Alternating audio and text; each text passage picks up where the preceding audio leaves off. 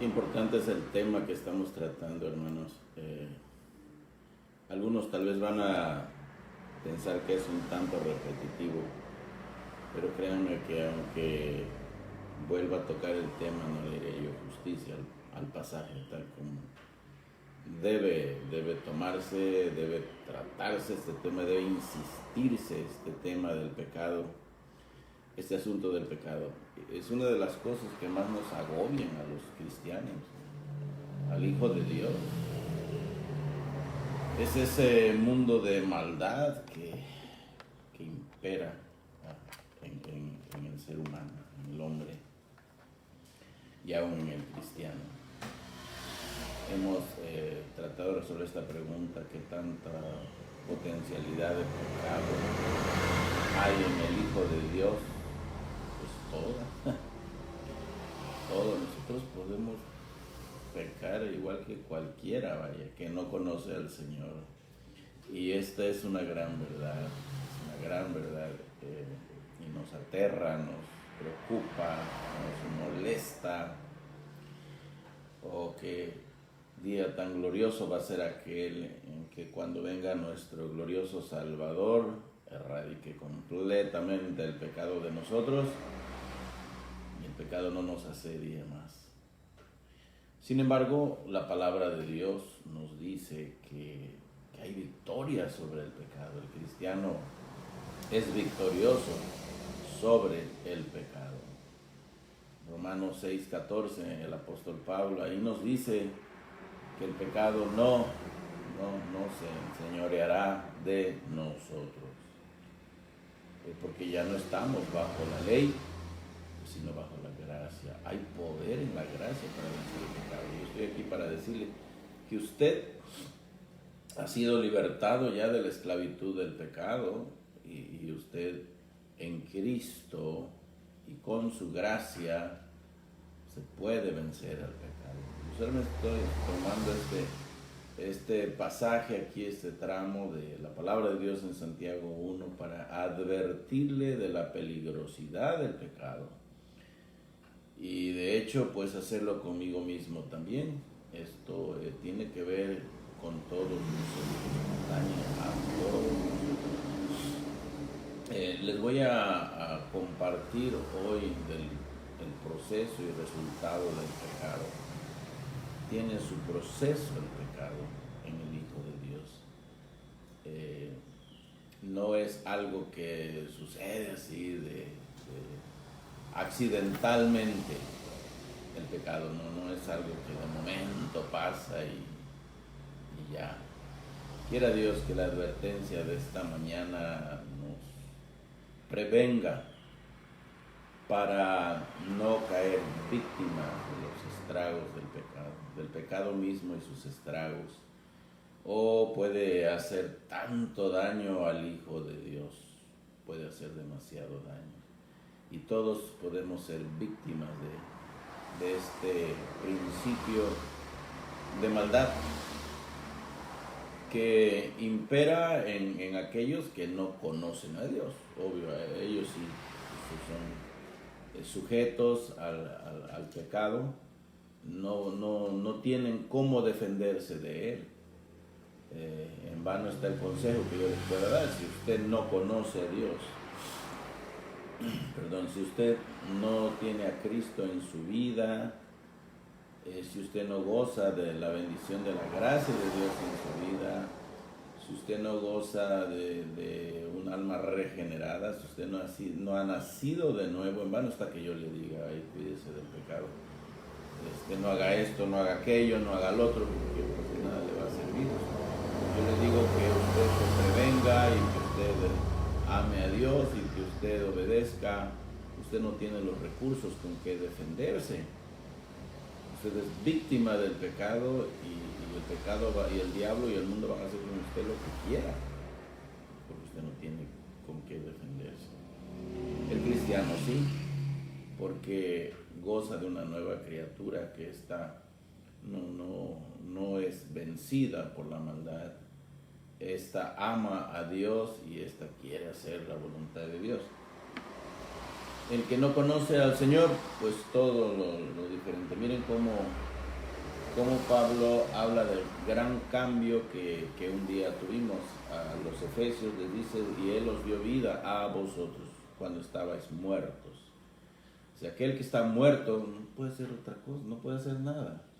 Y dice, en vuestros delitos y pecados, en los cuales anduvisteis en otro tiempo, siguiendo la corriente de este mundo, conforme al príncipe de la potestad del aire, el espíritu que ahora opera en los hijos de desobediencia. ¿Quiénes son esos hijos de desobediencia?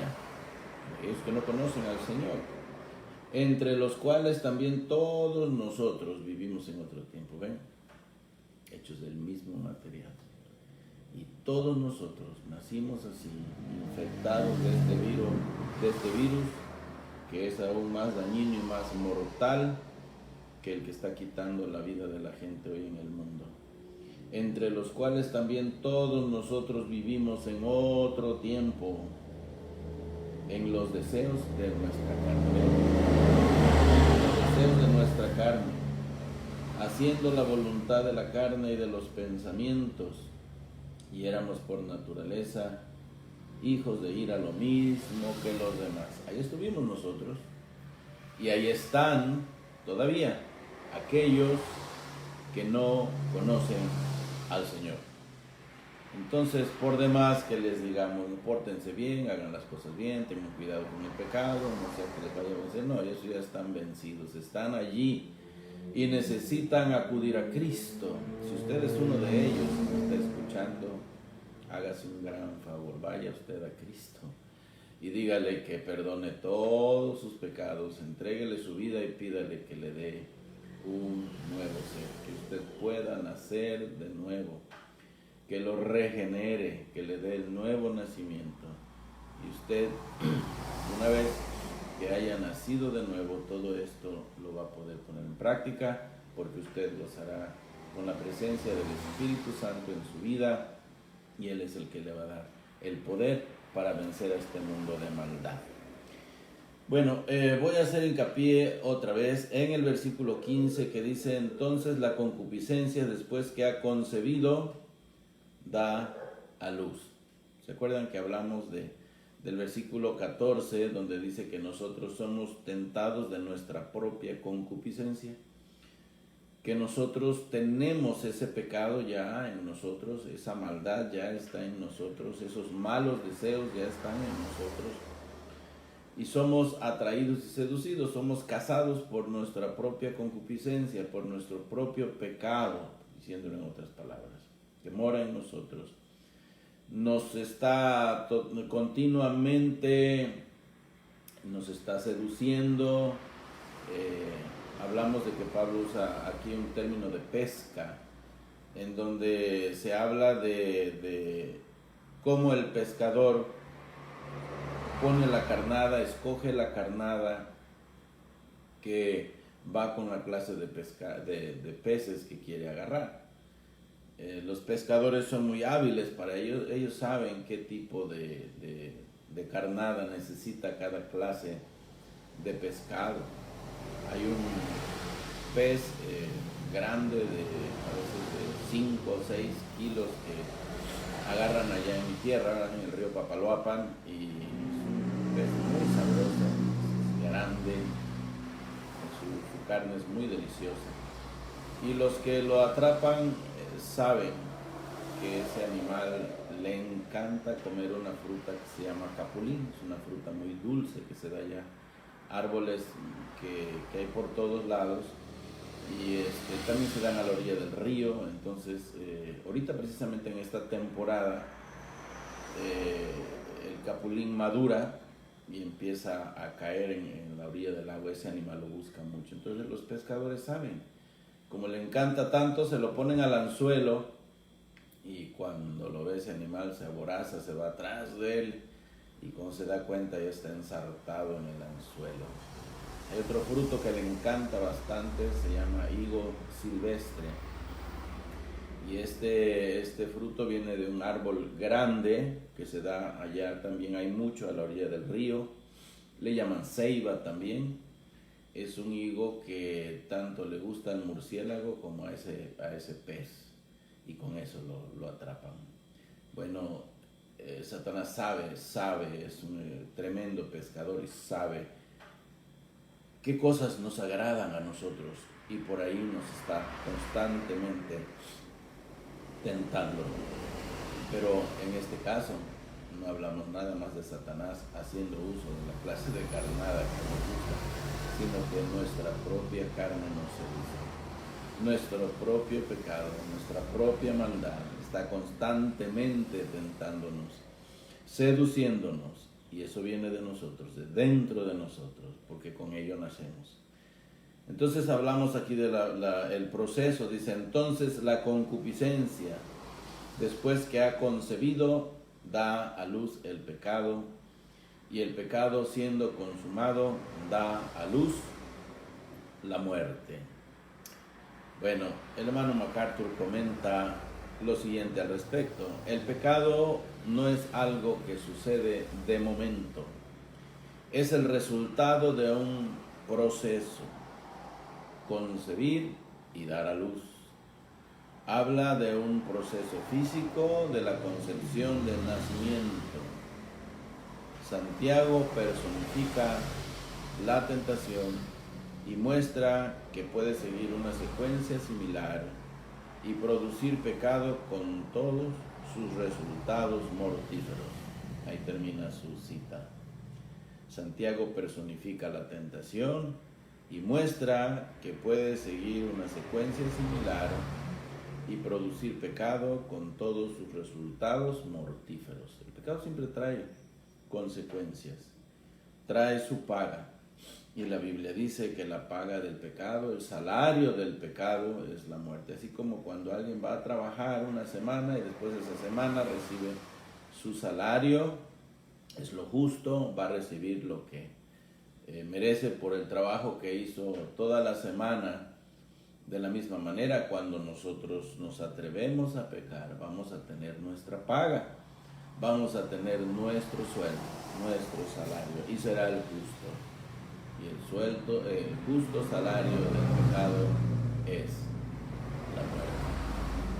Bueno, Matthew Henry dijo, una vez que le damos entrada al pecado, este excita deseos en nosotros y pronto madura esos deseos en consentimiento, y después el pecado se ha concebido. Ya este es el proceso, es muy inteligente la manera en que lo propone Matthew Henry.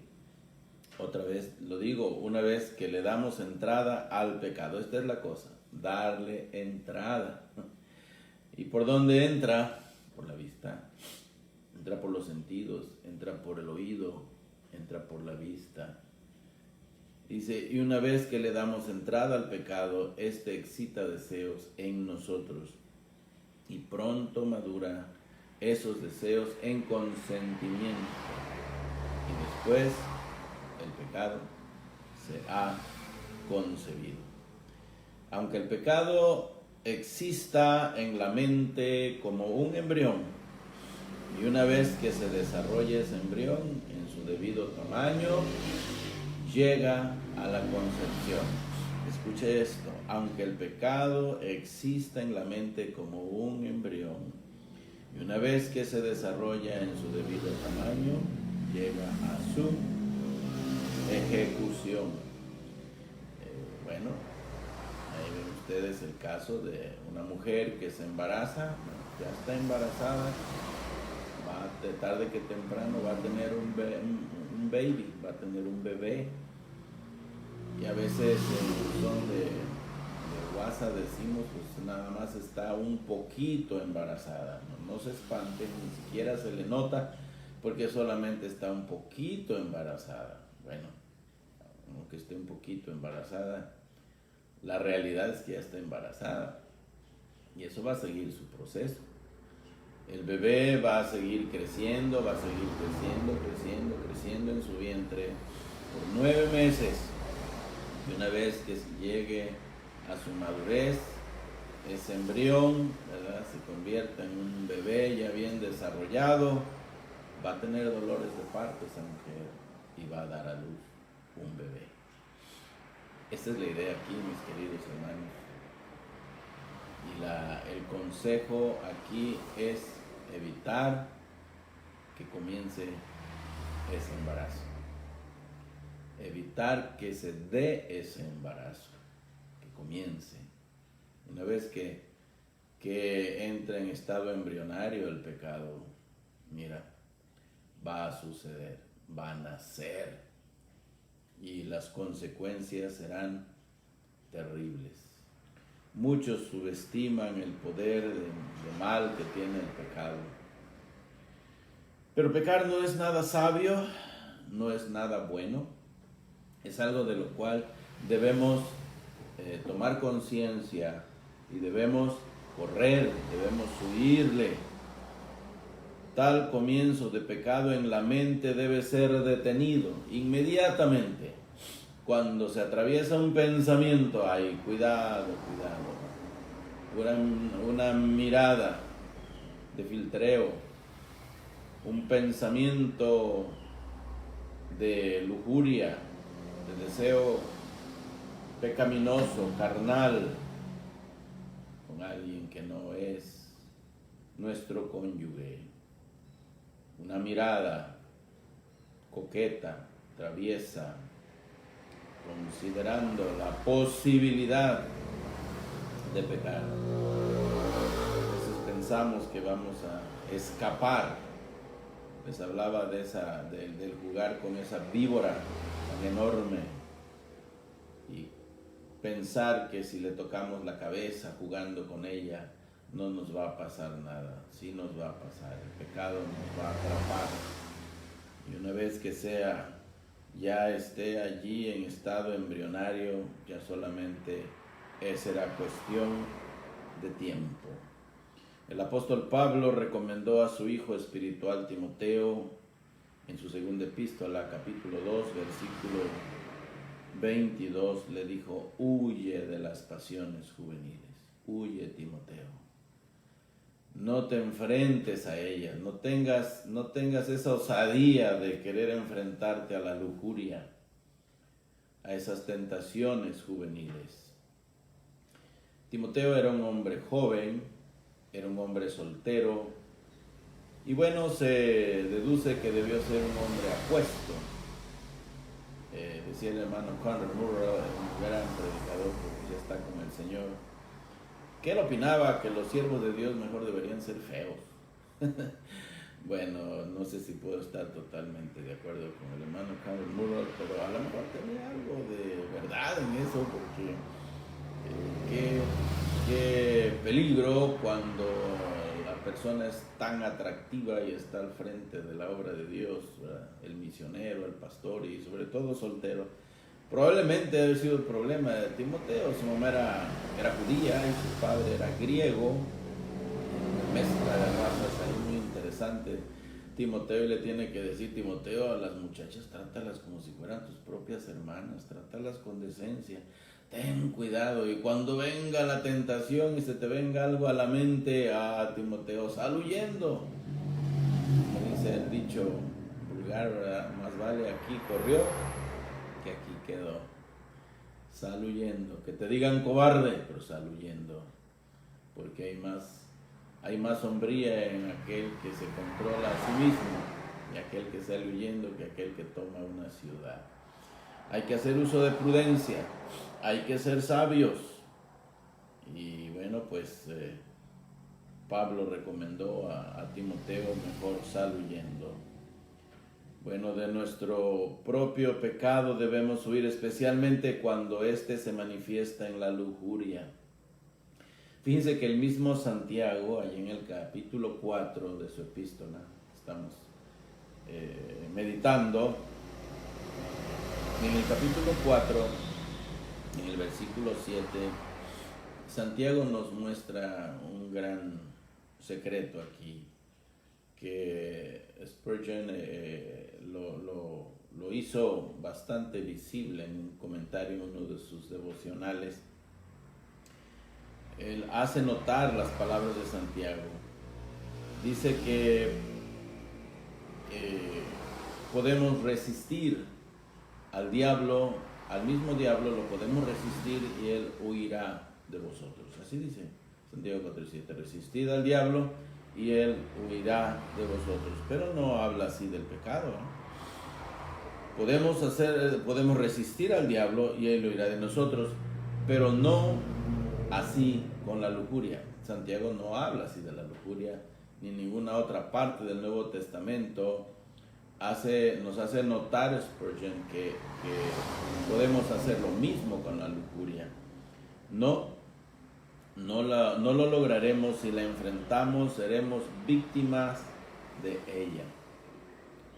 Aquel jovencito que piensa que va a vencer a la lujuria y que busca lugares apartados para propinarse caricias con la mujer que ama, con la novia, está en grave peligro. Aquellos que buscan lugares tranquilos, solitarios, fríos, oscuros, para demostrarse el afecto, el amor que se tienen, que creen tener el uno para el otro, cuando en ocasiones no es más que pasión y es lujuria, porque eso es lo que enseña la televisión y el cine, como si fuera algo normal. Ellos tal vez no piensan que van a caer y creen que van a poder vencerse a sí mismos, creen que van a vencer la lujuria que llevan dentro. No lo van a lograr. Y es por eso que caen víctimas de su propia maldad, de su propio pecado. Y luego las consecuencias son funestas. Cuánto problema en una familia, cuánto problema en el otro. Y a veces no están listos para enfrentar la vida. No tienen la capacidad de enfrentar la vida. Y máxime que la situación está tremenda. Y cada vez la vida se pone más cara, la canasta básica se pone más cara, la renta se pone más cara, no tienen a dónde quedarse, luego tanto de una familia y de la otra dice aquí no te vas a quedar, eso debiste pensarlo antes de hacerlo, a ver con dónde te refugias, a ver dónde te metes, o terminan ellos arreglándoles el problema y añadiendo a su vida y a sus gastos un gasto doble. Y luego si viene la concepción de un bebé, pues peor, y bueno, es una cosa tremenda. Y no están listos. Bueno, qué cosa tan terrible. No debemos sentir ese valor de desafiar a nuestro propio pecado, porque nuestra concupiscencia nos va a vencer. Tengamos cuidado con ello. Bueno, veamos la consecuencia entonces de este pecado. El resultado es la muerte. Dice el apóstol Pablo a los Gálatas que el que siembra para el espíritu, del espíritu segará corrupción, pero el que del espíritu segará vida eterna. El que siembra para su carne, de la carne segará corrupción, pero el que siembra para el espíritu, del espíritu segará vida eterna. Este es lo que enseña la palabra de Dios. La paga del pecado es muerte, decía. Es lo justo por pecar. La muerte es el salario justo por el pecado. Si el pecado llegó a la mente, entonces debemos arrepentirnos.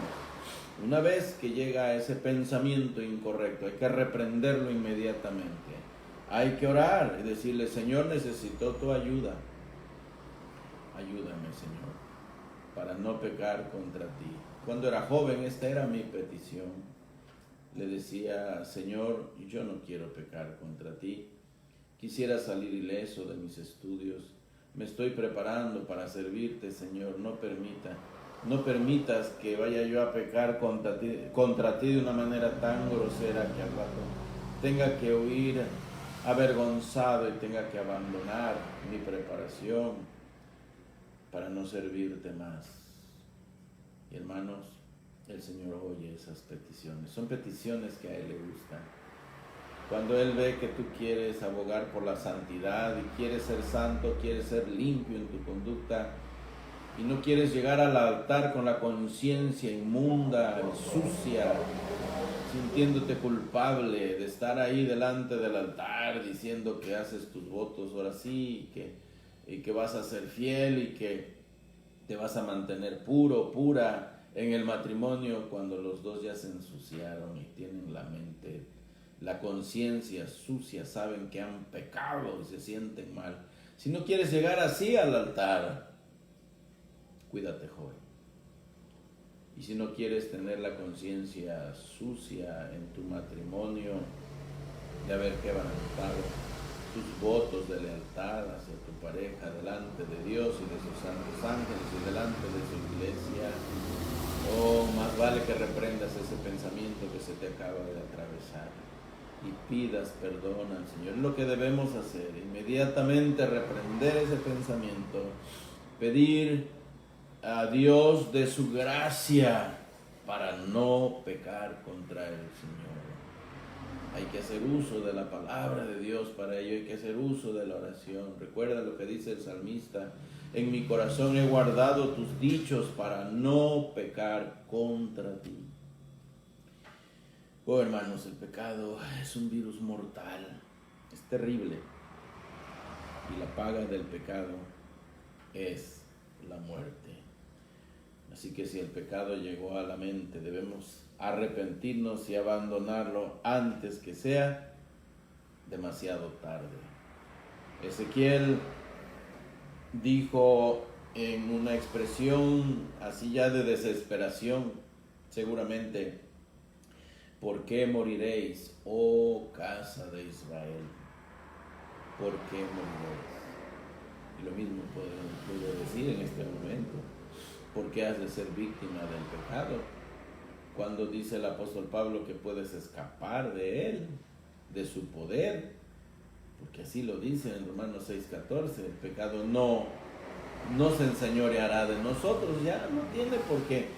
Es una buena noticia para usted y para mí. No tenemos por qué pecar. Entonces, ¿por qué pecar?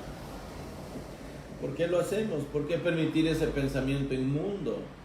¿Por qué considerar a alguien que no es, con quien no es correcto considerar para una relación, si no es la persona con quien Dios nos unió?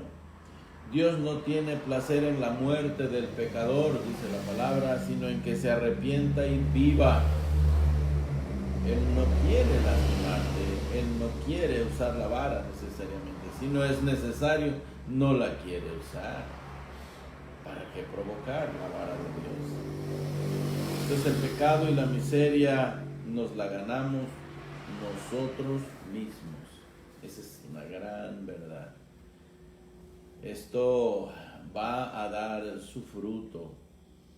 Recuerden lo que dice Santiago: la concupiscencia, después que ha concebido, da a luz el pecado, y el pecado, siendo consumado, da a luz la muerte. Bueno, esta es la consecuencia. Si por ventura caemos en el pecado, ¿a quién podríamos culpar? Hay personas que culpan a otros. Ya ves, pastor, no me visitabas, tú tienes la culpa. Los del equipo de visitación, esos no me visitaban. Siempre visitaban a otros hermanos más prominentes en la iglesia, pero a mí me fueron dejando, ¿verdad? Además, los hermanos ni siquiera oraban por mí. Ellos tienen la culpa. Si hubieran estado orando por mí, el Señor me hubiera protegido. No hay excusa válida para que uno peque, cuando la palabra dice que de nosotros mismos, que de nuestra propia concupiscencia somos atraídos, somos casados y somos seducidos. Y eso viene de ese mundo de maldad que hay dentro de nosotros, deseos incorrectos, deseos desordenados, pecado que hay de por sí en nosotros. Nuestros propios tentadores son nuestra lascivia y nuestra corrupción. Por eso dice Santiago: amados, hermanos míos, no erréis. Fíjense con qué cariño les habla. Ya no sabe cómo hacerles entender. Amados hermanos míos. Amados hermanos míos. O sea, no se hagan tontos. No erréis. No se hagan. Dice mi vecino, no hagas como que la Virgen te habla. No te hagas. Ese es nuestro problema. Hacer las cosas y luego culpar a los demás. Es que no me cuidaron demasiado. No. Tú eres responsable de todo lo que dices, de todo lo que hagas. Y dice Santiago, no erréis. Esta es una excelente traducción que tenemos al español en nuestra versión de 60. Es decir, no se extravíen, hermanos. No se extravíen, no se pierdan. No se pierdan en opiniones erróneas en cuanto a Dios. Por si acaso piensan echarle la culpa a Dios, miren, ustedes saben, ya se los dije, Él no puede ser tentado por el mal, ni Él tienta a nadie. ¿Por qué? Porque Dios es santo. ¿Cuándo va a decir Dios peca? Dios nunca te va a intimar a que peques. Él nunca va a decir, bueno, voy a provocar a mi hijo, le voy a mandar una tentación para que luego lo pueda yo castigar, porque tiene rato que no le doy una bola de barazos. No, Dios no piensa así. Dios es santo. Lo único que Dios quiere es que tú y yo seamos como Él, que cada día vayamos adquiriendo más y más y más el carácter de su Hijo Jesucristo. Y hermanos, ese carácter es santo, es apartado del pecado. Y Santiago dice, no se extravíen en opiniones erróneas en cuanto a Dios. Él no puede ser tentado por el mal, ni Él tienta a nadie, porque Él es santo, en Él todo es perfecto. Además, Él es el Padre de las luces. Toda buena dádiva y todo don perfecto descienden de lo alto, del Padre de las luces, en el cual no hay mudanza ni sombra de variación. Él hizo los astros y cada astro lo puso en su lugar. Él hizo las estrellas, Él hizo el sol, Él hizo la luna, Él hizo los astros. Y cada astro lo puso funcionando en su lugar, le dio su función para que la desarrollara, y la desarrollan bien. No hay cambio en ello. Y si bien pudiera haber cambio en los astros, en Dios no lo hay, porque en Él no hay cambio, no hay mutación alguna. Él es inmutable, Él es incambiable, Él es el mismo ayer y hoy, por todos los siglos. Él es el mismo Dios. Dios no puede ser el autor ni patrocinador del mal. Él es el Padre de las luces, es el creador de las luces, y en Él no hay cambio, porque toda buena dádiva y todo don perfecto vienen de Él. Y cuando eso bueno se ve en nosotros, no es nuestro, eso viene de Dios, y a Él damos el reconocimiento y la gloria. Bueno, hermanos, aquí tienen la advertencia de la palabra de Dios. Tengamos mucho cuidado con este virus mortal. Puede traer la separación de nosotros, de la comunión con Dios, y puede traer incluso la muerte física también. Podrías adelantar el día de tu muerte, mi querido hermano. La palabra de Dios nos dice este mismo, Juan también nos habla de ello, ¿verdad? Hay pecados de muerte, dice, por los cuales yo digo que ya no se ore. Y ya en 1 Corintios 11 nos dice la palabra de Dios que algunos de los hermanos en Corinto fueron castigados con la misma muerte física. Fíjense nada más. Con la misma muerte física fueron castigados. ¿Y qué les diré de Ananías y Zafira? Tengo el cuadro vivo aquí en mi mente cuando llega, ¿verdad?, de este hombre, y Pedro le pregunta si estaba entregando el dinero completo de la venta de ese terreno que habían propuesto en su corazón, y su mujer vender y dar el dinero a la iglesia, a la obra de Dios. Y él dice sí, y Pedro le dice, has mentido al Espíritu Santo. Y en ese momento se desplomó, cayó y lo fueron a sepultar. 3 horas después llegó su mujer. ¿Ven ustedes qué importante es llegar juntos a la iglesia? Esta mujer ni cuenta se había dado, porque su marido ya había muerto y estaba sepultado. Probablemente se quedó, como sucede a algunas hermanitas, enchinándose las pestañas, echándose tanto maquillaje para llegar bien bonita a la iglesia, ¿eh? Y miren nada más. Pedro le hace la misma pregunta y dice, has intentado mentir al Espíritu Santo. Y ahí cayó la mujer también y la fueron a sepultar. ¿Tenían que morir en ese día necesariamente? No. Pero si tú y yo no somos lo suficientemente sabios y obedientes a la palabra de Dios, Dios tiene todo el derecho de adelantar el día de nuestra muerte física. Ven ustedes, hermanos, cómo el pecado no es nada bueno. El pecado no nos trae nada bueno. El mundo y el diablo hacen creernos, y nuestra propia carne nos hace pensar que es algo bueno, que vamos a disfrutar algo maravilloso si pecamos. Y sí hay algo de satisfacción, ¿por qué no reconocerlo? Para la carne hay satisfacción, pero no por mucho tiempo. Es muy corto el tiempo que te da de satisfacción el pecado, pero el pago que vas a dar por él te va a traer consecuencias eternas. No es nada sabio pecar, mis amados hermanos. Hay que pensar antes de hacer las cosas. Ponte a pensar en el resultado. Si tu problema es con la mentira, si tu problema es con el chisme, si tu problema es con la lujuria, ten cuidado, muchísimo cuidado, porque vas a cambiar el todo por nada. Vas a perder el amor de una mujer que toda la vida te ha amado, vas a perder el respeto y amor de tus hijos, vas a causar amargura en tantos corazones, vas a perder credibilidad, vas a perderlo todo. Te puedes enfermar adelantadamente, puedes enfermar y puedes traer la muerte de manera adelantada.